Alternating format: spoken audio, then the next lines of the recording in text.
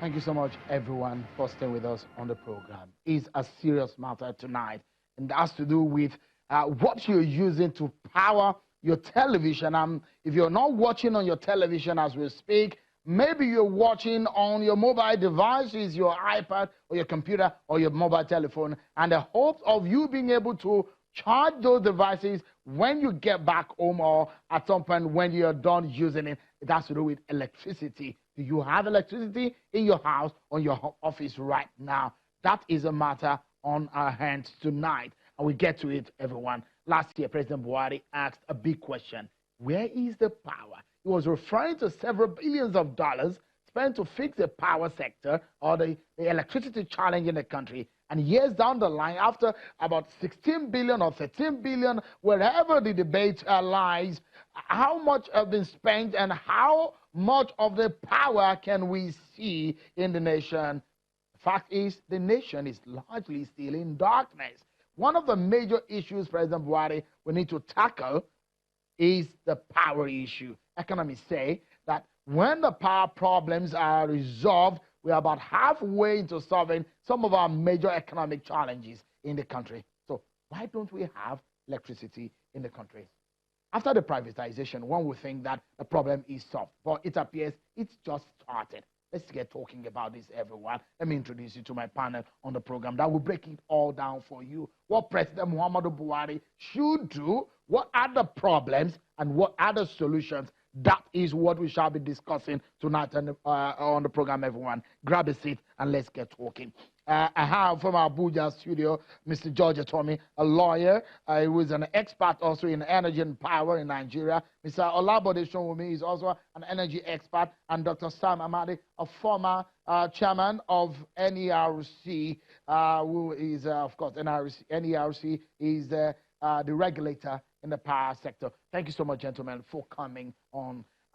Let me begin with you, Dr. Sam Amadi. You've raised some very critical issues as to the problems of power in Nigeria, and you pick all in the privatization of some of the aspects of the Nigerian power sector when it was unbundled.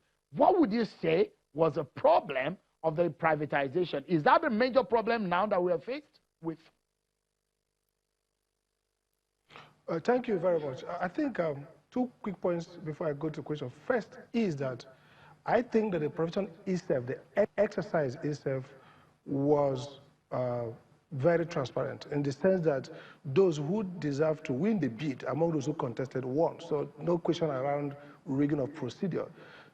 Secondly, I think that a few weeks or a month in 2011, when I became chairman of NEC, I delivered a paper at the Business Day annual conference, and I made a point very clear that it's difficult to do profession very well except you first create the right corporate and regulatory framework.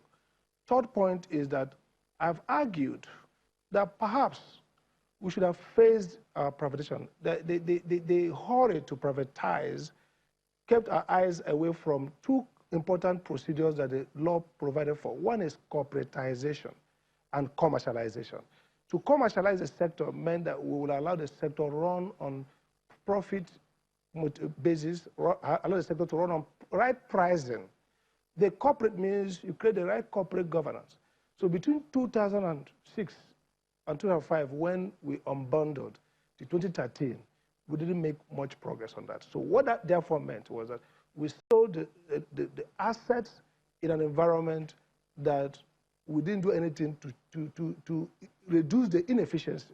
Now, the second point that I made in my several tweets and interviews has been that the transition manager, which is BPE, by the way, perhaps set the benchmark low.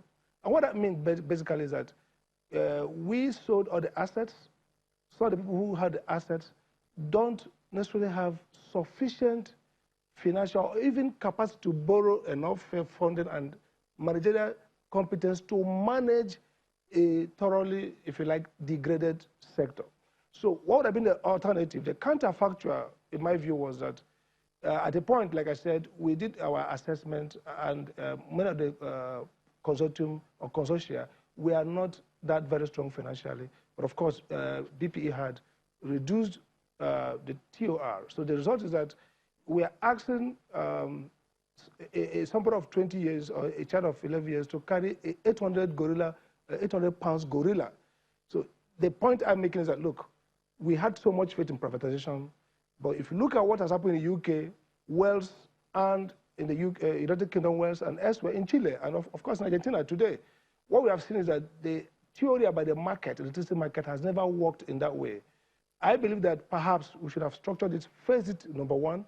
Two, we should have invested also in dealing with those constraints and not necessarily transferring them to the private sector. For example, today, we still have over 4.1% lower reception of power at the last 2018 last quarter report. It shows that the discos are receiving less power than they had the previous quarter.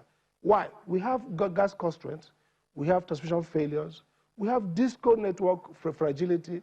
These issues are not issues you resolve by simply transferring ownership. Let me bring in Mr. Atomi here. My point is to say the magic around private sector. Let me bring in Mr. Atomi. It's not real magic.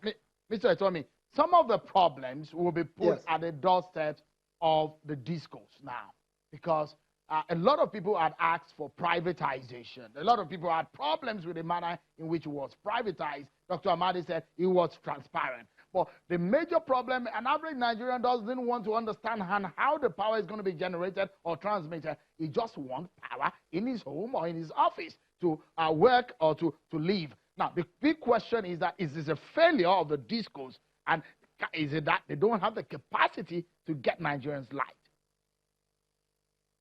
No. When you talk about electricity, you must talk about the entire. When you talk about electricity, you must talk about the entire value chain.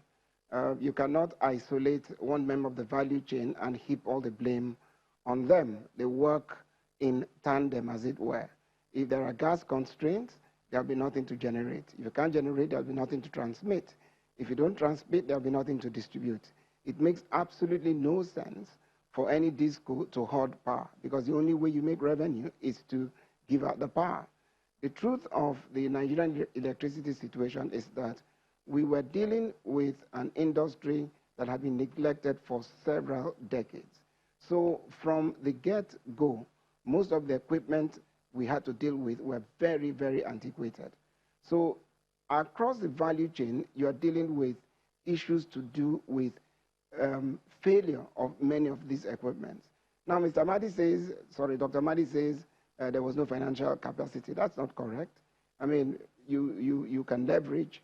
$3.9 billion was paid for these assets, and there was high hopes because the premise upon which the privatization was done allowed for a number of things to happen. Let me pause you for a moment. Sorry, apologies. Let me pause you, Mr. Atomi, because we need to take a break. And when we come back, a lot of Nigerians just want to have light. And they want President Buhari to fix the light problem. And you guys are going to be telling us what are the problems and the solutions in the coming 4 years of President Buhari. That's our attention on the program tonight. Don't go anywhere, everyone. We'll be right back.